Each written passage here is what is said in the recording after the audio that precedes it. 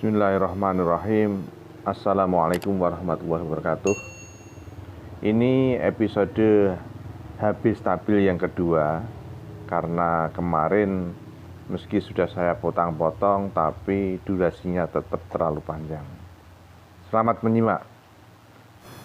Yang nomor 9 yaitu injeksi eritropoietin yang merupakan komponen sangat vital dalam menentukan peningkatan kinerja pembentukan sel darah merah untuk hemoglobin atau Hb ya.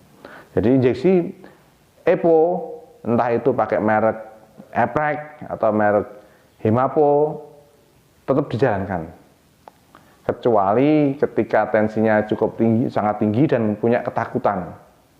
Ya, pengalaman saya pribadi, saya dulu ketika awal-awal dengan tensi tinggi, sangat tinggi, ya, jadi 200-an, saya kalau mau nyuntik EPO itu kan saya bawa pulang. Ya, bawa pulang. Kebetulan istri saya itu seorang perawat, ya. Jadi saya minta suntik dia di rumah setelah 1 hari berikutnya. Tidak seketika, tapi nunggu 1 hari. Ya, 1 hari. Karena biar darah sudah stabil, darah enggak, istilahnya darah itu enggak bengkak, nah, sudah bagus, baru disuntik. 1 hari setelah HD ya, saya disuntikkan, dan itu saya konsumsi, saya suntik setelah saya minum obat hipertensi. Karena biasanya sepulang HD itu tensi saya bisa 190, bisa 200, bisa 200 lebih ya, karena pada saat awal-awal HD, bahkan sampai bertahun-tahun HD, mungkin sampai 3 tahunan saya masih hipertensi seperti itu ya. Sampai rumah suntik, jadi masuk terus. Saya hampir semua, setiap dapat Hemapo dari rumah sakit, atau bahkan ketika Hb saya di bawah standar, di bawah 8, maka saya suntik 2 kali sehari. Setiap hari beli sendiri untuk diinjeksi yang di rumah dengan aturan seperti itu. Terus kemudian yang nomor 10 yaitu suplemen multivitamin. Kalau tadi injeksi Hemapo di rumah, ya, saya untuk di rumah sakit ketika bareng HD hampir selesai, saya juga masukkan vitamin, yaitu vitamin B, yaitu Neurobion. Saya pakai merek Neurobion. Kenapa? Karena saya merasa lebih nyaman. Ketika diinjeksikan juga nyaman. Nah, ada merek tertentu yang ketika diinjeksikan langsung di tenggorokan rasa pengar, rasa penguk, istilahnya bau nggak enak gitu ya. Itu. Nah, saya pakai Neurobion, ternyata kok enak, ya udah saya pakai Neurobion plus vitamin C-nya itu Lerce kayak enggak lah. Saya pilih dosis 200 karena lambung saya sedikit bermasalah, jadi saya pakainya vitamin C yang cuma 200.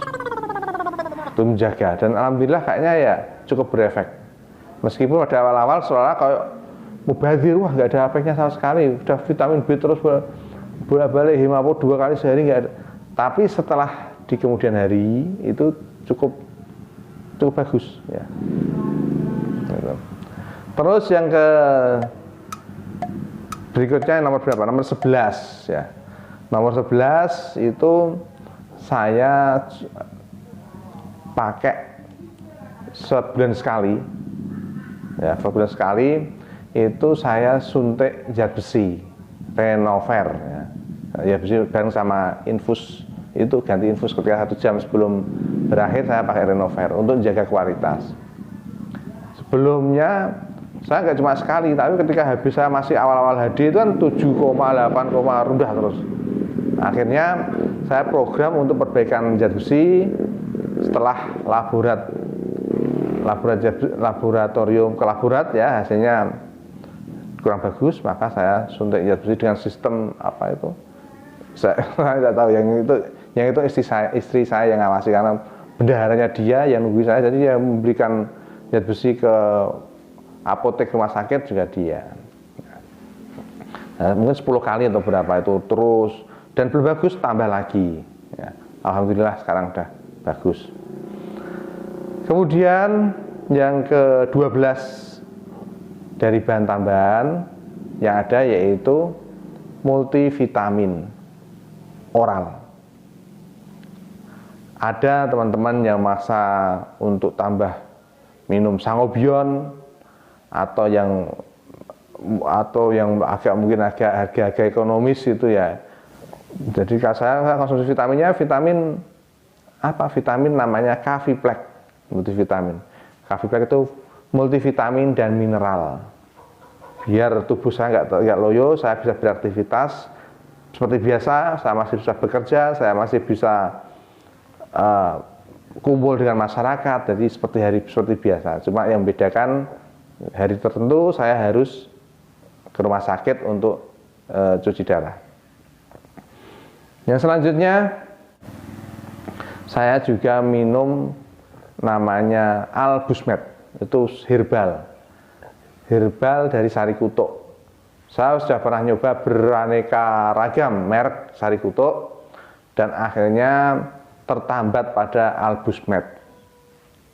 Ya, Albusmed sediaannya bagus, kemasannya rapi, obatnya kata ditelan itu nggak terlalu amis. Kadang biasanya kan ada yang itu bekas kapsul pengisiannya itu kecer, itu nggak masuk sempurna sehingga masuk mulut nempel ke lidah rasanya amis. Nah, kalau di Albusmed itu relatif tidak.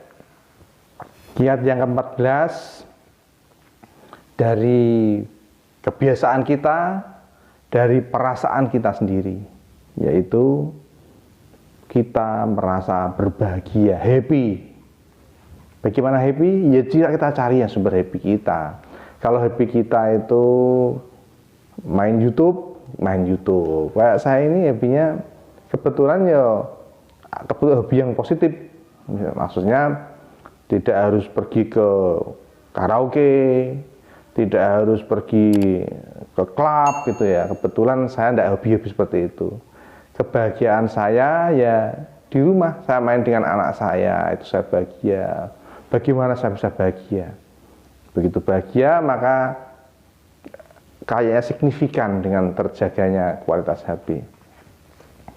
Dan kalau misalnya kalau saya hobinya di rumah main sama anak, tapi namanya di rumah ada embel-embel dimarahi atau mungkin beda pendapat dengan pasangan, akhirnya sedikit cekcok ya udah kita tidur gitu aja. Nah, jadi kita ambil titik sisi positifnya, nggak usah ngeyel-ngeyel. Apa yang kita misalnya padu sama pasangan, ya udah kita tidur aja. Sama tetangga misalnya ada yang rewel, ya udah cuekin aja, biarkan aja. Yang penting bagaimana kita bahagia, nggak usah dipikir masalah-masalah kecil seperti itu. Bahagia itu nomor yang ke-14. Yang ke-15 yaitu ini, hubungannya dengan karakteristik gejala anemia atau kurang darah itu 5L, yang salah satunya lesu dan akibatnya ngantuk, otomatis akan terbawa kepingin tidur. Apakah tidur tidak boleh? Tidur tidak boleh, ya boleh tidur ya, tapi jangan terus tidur terus. Kebanyakan tidur nanti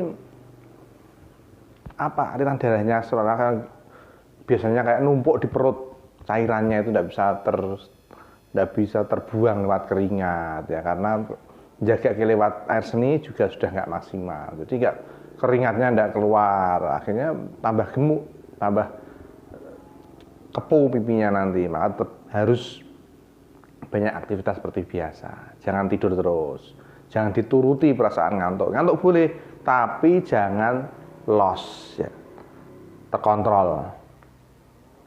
Baik, ya kemudian yang ke-16, olahraga cukup, jelas saya kira nggak perlu diceritakan banyak lebar. Olahraga cukup, keringat cukup keluar, syukur nanti bisa memacu jantung atau menurunkan deposit air dalam tubuh itu bisa ke kaki.